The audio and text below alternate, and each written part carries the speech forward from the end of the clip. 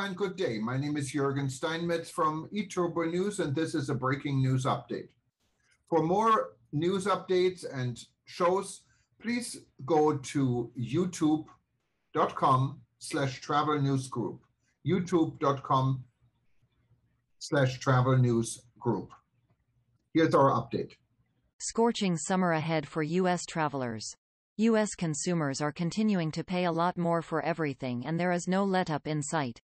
Inflation remains at 40-year highs, with today's report showing an 8.6% increase over the last year. Dan Veroni, Chief Executive Officer of Potomac Core Association Consulting and author of Reimagining Industry Growth, has provided his expert insights on the latest Consumer Price Index. Consumers heading out for summer vacation are going to be hit with higher prices at the pump, plus 48.7%, restaurants, plus 7.4%, and airfares, plus 18%. For consumers staying close to home this summer, the picture is far from rosy. The Consumer Price Index is based on prices of food, clothing, shelter, and fuels, transportation fares, charges for physicians and dentists' services, drugs, and the other goods and services that people buy for day-to-day living. Prices are collected in 87 urban areas across the country from about 6,000 housing units and approximately 24,000 retail establishments, department stores, supermarkets, hospitals, filling stations, and other types of stores and service establishments. Veroni continued. Food is going to cost even more, plus 10.1%, and the cost of energy to cool homes who use electricity this summer season is going to be more expensive, plus 12%. In terms of food, meat, poultry, fish, and eggs are going to cost a lot more, plus 14.2%.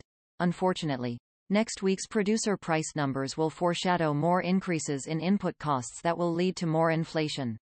Making matters worse, workers are not keeping pace with inflation. Average hourly earnings over the last 12 months increased just 5.2%. And with inflation at 8.6%, workers will have an even more difficult time making ends meet. Talk of a recession in the U.S. economy is real. With first-quarter contraction, higher costs for consumers, and likelihood of more increases in discount rates by the Federal Reserve, a recession is increasingly likely later this year or early in 2023. Make no mistake about it, a cruel summer awaits all consumers. More news about summer travel.